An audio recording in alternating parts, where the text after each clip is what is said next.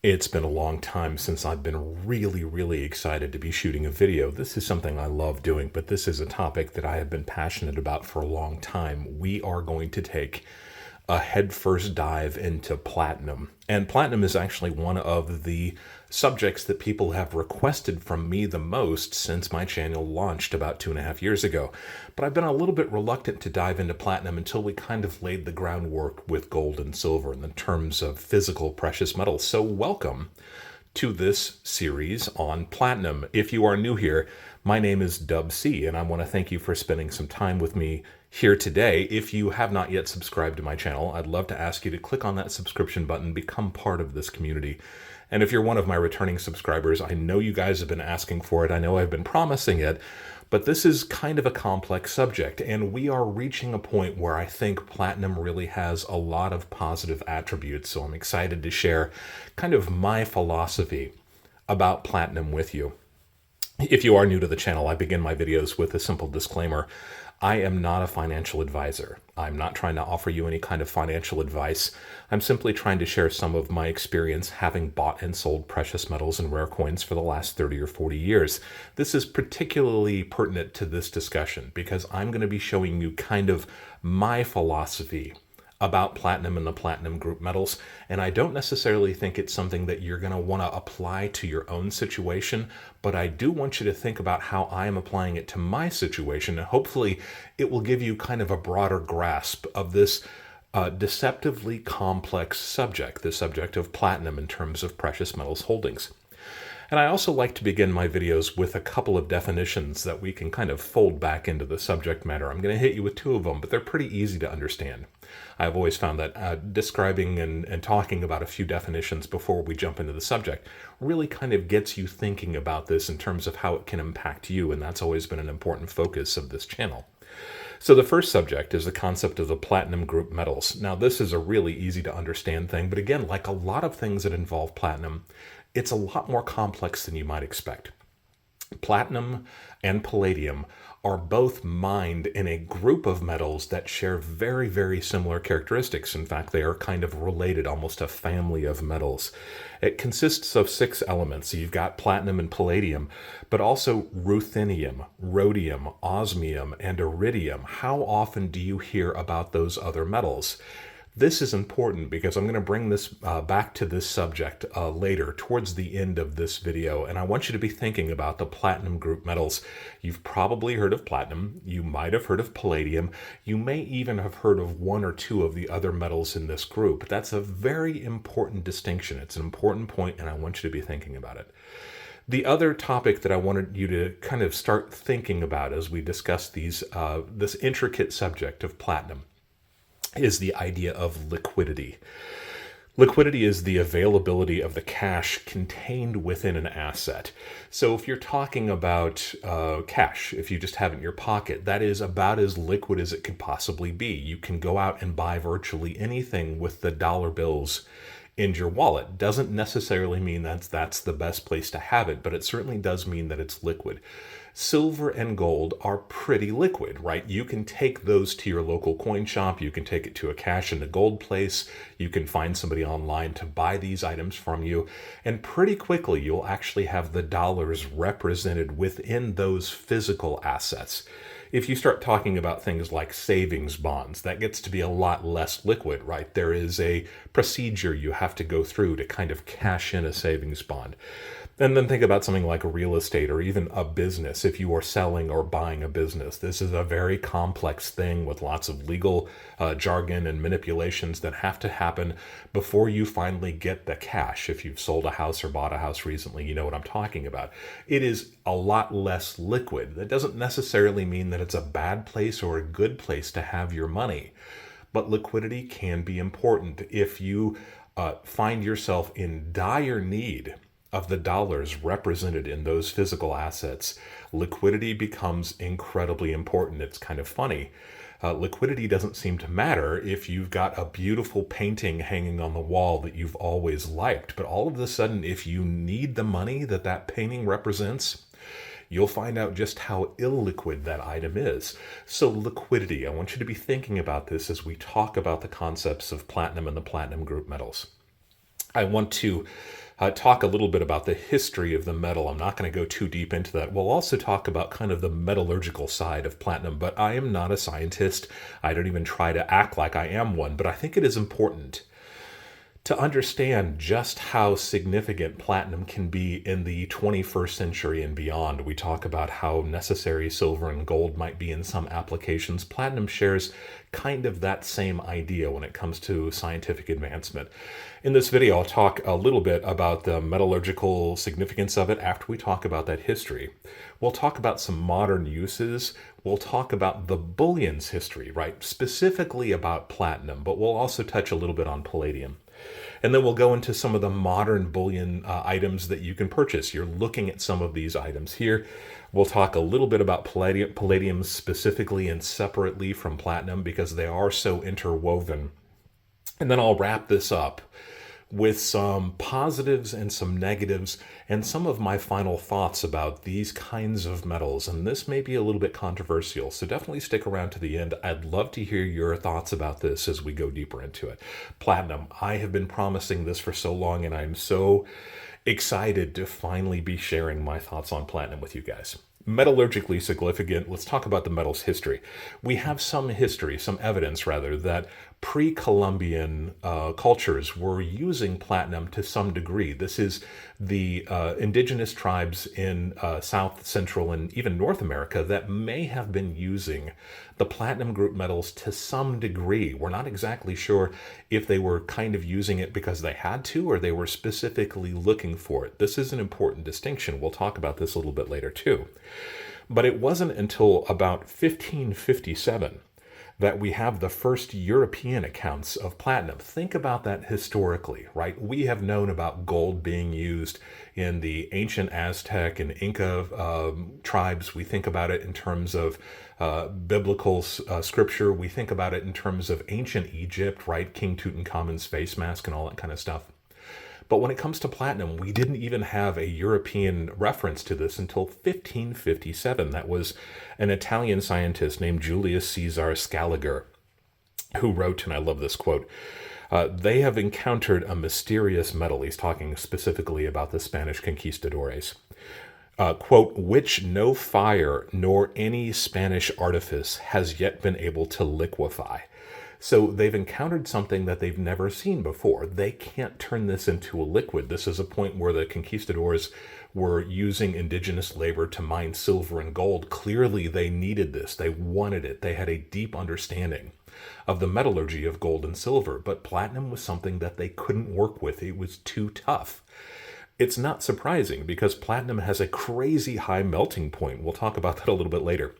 So the Spaniards were probably some of the first people to encounter platinum in Central and South America. And the word platinum itself is actually a diminutive. If you're looking at the Latin or the Spanish word for silver, it is plata. And the diminutive, that's like the little version of it, the cute little version of it, is platina. So the word platinum actually means like baby silver. That's kind of how they thought of it. And for a long time, the anecdotal evidence is that it just got in their way. They were trying to mine silver, they were trying to mine gold, and this garbage kept on getting in their way when they were trying to mine it, so they threw it back. They didn't know what to do with it. Clearly, they couldn't melt it, so it wasn't going to do them any good anyway. I just think that's kind of an interesting thing to think about. It wasn't till about 1750 that European scientists actually started working with this material, trying to figure out what it was, and it was at that point that they started kind of separating out those platinum group metals. Remember, we talked about all the different metals that are involved that seem to be found in the same concentrations when you're mining for platinum. So they start separating these out, realizing that they are a group of different elements entirely. And I think that's really neat. That's when the study of the platinum metals group or the platinum group metals really began. And they found that there are lots of qualities of platinum that make it very interesting. So let's talk about that metallurgical side really briefly. Platinum is incredibly rare. It is, depending on who you ask, between 10 and 30 times more rare than gold. I want you to think about that. We think of gold as being the gold standard, right, of scarcity, of value. If you're a modern stacker, particularly in Europe or America, you think of gold and silver kind of going hand in hand, but platinum is 10 to 30 times more rare than gold. That's pretty intense. We'll talk about that again a little bit later too. I mentioned earlier that platinum has a crazy high melting point. This is true. Platinum's melting point in Fahrenheit, 3,214 degrees. Compare that to iron at 2,500 degrees. So it's about 700 degrees more heat that you need to process platinum than you do iron. And that's why we weren't able to separate these materials out very easily, right? It wasn't until probably the Enlightenment and even a little bit later, 1750 to 1780s, that we actually had the mechanisms by which we could attain these super high heats. But this is one of the things that makes platinum interesting from a space age point of view. We'll talk about that in a second. Incidentally, gold's melting point about 1900, so platinum is much, much higher melting point than gold. Platinum is incredibly dense. We think about gold as being dense, but platinum is about 10% more dense than gold. Gold about twice as dense as silver. So platinum is a tiny little bit of metal that really packs a big punch. I think that makes it very interesting too. Platinum is lustrous. Its resistance to corrosion, this is really cool. The fact that it doesn't oxidize in any kind of a natural environment, so oxygen doesn't interact with platinum. We think about silver in terms of tarnishing, right? You leave a silver bowl sitting on a counter and 6 months later it's black. Platinum doesn't do that, and that's really significant when it comes to fine mechanics and electrical devices. Some of the interesting things about platinum. Platinum is lustrous, it's resistant to corrosion, it doesn't oxidize, it is incredibly ductile. In fact, platinum is the most ductile metal, at least the platinum metals groups are. It is so ductile, that is the ability to be drawn into a wire. In case you were curious, 1 gram of platinum can be drawn into a wire that is more than a mile long. That's pretty intense, right? You can see the applications of something like platinum when you're talking about its physical characteristics. This is a pretty unique metal, and I think it makes it really fascinating. We've seen this image before several times, right? This is Visual Capitalist. This is based on the 2023 United States Geological Survey Mineral Commodity Summary. I know that's a big mouthful, but this is kind of an official look at what metals are mined around the world globally in 1 year. So we're looking at the most recent, that would be 2023. The entire global annual production of silver, which is a scarce metal, right? This is something that a lot of us stack. 26,000 metric tons, and a metric ton is quite similar in size to our standard ton. So just think of it in those terms. 26,000 tons of silver, 3.1 thousand tons of gold. So gold is significantly more scarce than silver, right?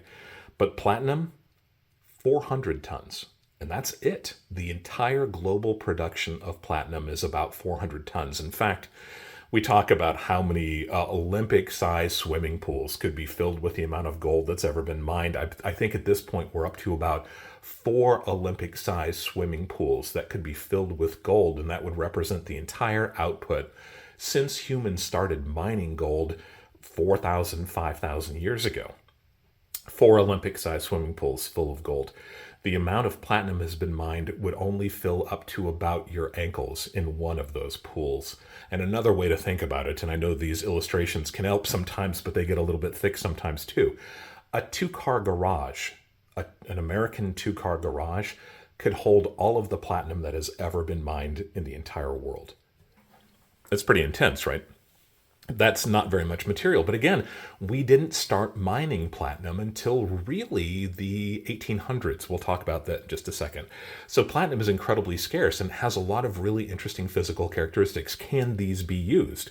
Yes, in fact, they are used. One of the most important ways that we use platinum is because it's a catalyst. It interacts with other elements and materials and changes them structurally. Again, I'm not a scientist, but Think about this. If you've ever seen a catalytic converter, if you know how a catalytic converter works, it is a membrane that's been impregnated with platinum or palladium, sometimes some of the other platinum metals groups. And it has the unique characteristics that it can completes the combustion of unburned hydrocarbons. So if we're talking about fuel, this sometimes it releases unburned, unused hydrocarbons. That's the energy within fuel. And platinum turns those unburned hydrocarbons into carbon dioxide and water. Isn't that cool? That's just an outstanding use for a physical precious metals. It's why so many of these platinum catalytic converters have been ripped off recently. They contain a small amount of platinum, but it is recoverable in a lot of instances. So much so that a lot of scrapyards won't even take them anymore because they know that people are just ripping them off and selling them. A catalytic converter is a pretty interesting thing in terms of the health of our environment when you think about being able to cycle those unburned hydrocarbons into something that is essentially inert that won't hurt us. That's a miracle metal, and I think it's really neat. The other most important use of platinum, probably in terms of its production value, of its usage, is jewelry. And platinum makes some amazingly interesting jewelry. Again, it is so dense, it is so heavy. But if you want something that is shiny that doesn't look like gold, and silver is just not going to do it for you, platinum is a really interesting alternative. Platinum has a lot more value currently than silver does, so it packs a bigger punch. It is an interesting thing to use. And while we don't see platinum jewelry that much in the United States, it is used in higher end rings, especially because platinum is so strong. If you're using platinum to hold on to those diamonds or those gemstones, they aren't going anywhere. And platinum, that silvery colored platinum, I hate to even use that expression, that platinum colored platinum does a really nice job of setting off the fire in certain gemstones. So that's one of the biggest applications for it too. But did you know that it is used in the vegetable oil industry as a catalyst? You can turn vegetable oil into other products by using the catalyst of platinum. Fascinating. I had no idea. It's used in the petroleum industry. It catalyzes hydrogen peroxide. So if you've ever heard of the concept of a fuel cell, this is a way to power a vehicle and other things that essentially uses hydrogen peroxide. That hydrogen peroxide through a membrane that contains platinum is able to catalyze that also, and it turns it into water, right? Oxygen and water. Again, this is a fantastic use of this material. Platinum is used in biomedicine, glass making, oxygen sensors, spark plugs, turbine engines, thermocouples. This is something that I encounter on a regular basis, and this is the device that tells a gas supply, a natural gas supply, that it's okay to start sending gas to a combustion chamber. In this case, it's used primarily in things like furnaces. If you work in the HVAC industry, you use thermocouples on a daily basis. Those thermocouplers often contain platinum wire. It's one of the few things that can actually sense this heat in a way that allows the gas to begin flowing and turns on your heat in the wintertime. Fantastic. I did not know this about platinum, but we install in the Western societies, at least right now, about 1 million pacemakers every year that go behind your heart that help pump your heart. Those pacemakers rely on platinum for their electrodes. It's the only element that would work in this application. 1 million of them a year. That's pretty fascinating, right? So fascinating histories, fascinating uses for platinum. It is a unique material that only platinum can use. Will it be eclipsed in the future? Are there other elements out there that could be used? It doesn't really look like it when you consider that we have been after the industrial and medical and scientific applications of platinum for about 200 years now, and it keeps on coming back to this particular thing. Or one of the most interesting things about the platinum metals group is that when one of them gets to be too rare, too expensive, you can often fall back on one of the other ones because they do share those same characteristics. This is particularly true, apparently, of platinum and palladium. When one of them gets too expensive, industry is able to shift relatively easy to the other one if it's less expensive and continuing on with what they do. That's pretty interesting. That's a pretty unique characteristic. We'll talk a little bit about the bullion's history before we find ourselves wrapping up, probably for part two. And we're going to go into the modern uses of platinum, especially as it applies to a stack. And this is really significant. And again, I want to emphasize that this is how I see platinum. It's not necessarily the best way, but it's something that I want to share with you so you can kind of get my thoughts behind the concept of stacking. Let's talk a little bit about its history as a precious metal, not just as an obscure thing that scientists are looking at. Did you know that Russia actually produced circulating platinum coins way back in the early 1800s? That's fascinating. I've known about these for a while, but they tend to be really, really scarce, so you just don't encounter them very often. In about 1815, Russia started realizing that they had reserves of this, and they called it the New Siberian Metal. They had so little experience with it. Frankly, if European scholars and scientists hadn't really started studying this until about 1750, then it's not surprising that it took several decades for people to start to realize where there might be significant deposits of platinum, or the platinum metals group. Remember, they still weren't that great at separating these out. About 1819, Russia started mining these, really started going into full production mine in 1825. And they started producing 3-ruble platinum coins. A ruble is kind of like a dollar. It's their unit of exchange in Russia. So in about 1825, they started producing these coins. And the initial impact of them was that they were working pretty well. They knew what this was. They knew that it was rare. They knew that it was dense. And they'd had conversations with scientists all over Europe trying to decide if this truly was appropriate for coining. And it looked like it was. So they produced a small 3-ruble coin in 1826, and then 1828, and then in 1830 they produced a 6-ruble and a 12-ruble coin. You're looking at the 12-ruble coin. This is kind of cool. While it does look silvery, and again, I'm hesitant to use that word because I don't want to confuse silver and platinum. This is something that people have done for a while now, though. This is the 12-ruble coin, and it weighs 41.41 grams. That is significantly heavier than a troy ounce. So this is a heavy little platinum coin. And again, the initial impact of these was that the population was receptive to the idea originally, but without the historical experience of dealing with history, they weren't quite sure, of dealing with platinum, they weren't quite sure what to make of these pieces.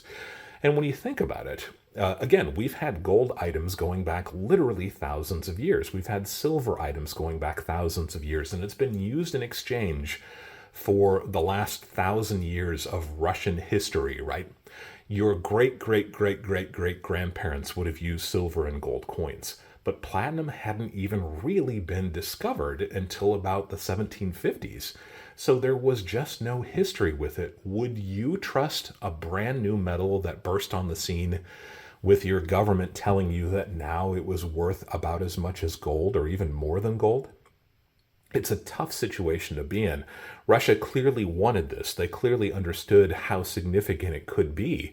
But all of these metallurgical applications hadn't really been found out. I think they were putting the cart before the horse here. And the population kind of soured on these platinum rubles pretty quickly.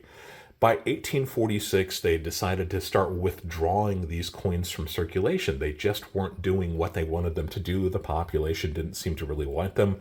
1845, they stopped circulating. 1846, they started recalling them from circulation. In fact, the mint in St. Petersburg, Russia, had several tons of ore at this point. So they had ore, they had refined ore, or the pure metal itself. And then they had thousands of these coins because they'd actually produced many thousands of these pieces. But nobody wanted them. So St. Petersburg, Russia, they were stuck with a great big pile of this stuff. What do you do with it? Well, they put it on the market. And apparently it didn't move very quickly, but eventually a small metallurgical scientific company in England decided that it would take a gamble on this, and they bought Russia's supply of platinum. That little English company was called Johnson Matthey, And that became the way that Johnson Matthey dominated the platinum industry for decades after. In fact, it was probably Johnson Matthey that really started to help push the scientific attributes of platinum as they were trying to figure out ways of disposing of these several tons of material. It's interesting that England has no native source of platinum, yet Johnson Matthey became the worldwide leader in platinum with this one purchase from Russia. Isn't that cool? I love being able to fold back something like Johnson Matthey into a story here. I think we're going to go ahead and wrap this up.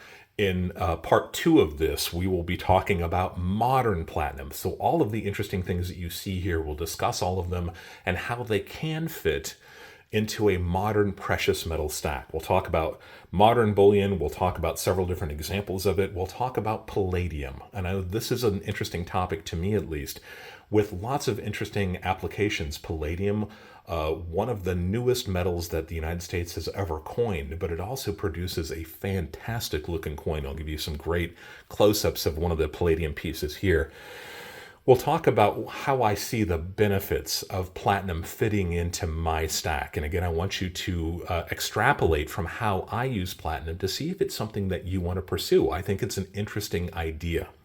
We'll talk about the benefits. We'll talk about some of the negatives, because there are definitely negatives to platinum and palladium. And I'll give you some final thoughts about how I see this metal fitting into my stack. And I'll top it off with some thoughts about the rest of the elements in the platinum metals group that we don't talk about very often. I want to quiz you on that. Remember that I said that there are 6 elements in the platinum metals group. Can you name more than platinum and palladium? Be thinking about that, because it does work into what my philosophy about these exotic metals really is. If you have questions about anything that I talked about here so far, I would love to hear those comments. Go ahead and hit me down below. I love to see comments, and I encourage everybody who is watching this video to read through those comments, to take the temperature of your fellow stackers, to see where you fall on the spectrum of platinum, because it is a fascinating metal, you have to admit. Amazing attributes of platinum. If you have suggestions of other videos you'd like to see me make, by all means leave that suggestion down below. If you have a question, leave a question. I'm fond of saying if you've got a question, there's a good possibility that somebody else shares that question, but they're maybe afraid to ask it. Don't ever be afraid to ask a question on my channel. I love the sharing of information. It's one of the reasons why I've made this channel. And if I find a question that I can't easily answer, I might actually shoot a video just about your question, and that's a great way to have a video named for you out there on the internet for everybody to see. If you have not yet subscribed to the channel, once again, love to encourage you to click on that subscription button. Also hit the notification button, because I premiere videos every Friday evening, and I'm usually there during the premiere to talk with you about the subject for the first time that these videos are being played. I love to be able to interact with everybody who's watching this video, but while we're watching this video, think about the idea of the live stream, because I usually follow up the premiere of a video with a live stream where you can interact with me and other people in this community in real time. Those live streams are a fantastic way to start the weekend. They are lively. We open the floor to a general conversation about whatever we just watched the premiere video about, but as long as it deals with coins and precious metals, it's wide open, and you'll hear comments from me about everything that you can possibly imagine in those fields. I like to end my videos by saying, always be learning. Come back for part 2. And thank you for allowing me to be a part of your journey as we go deeper into the world of coins and physical precious metals.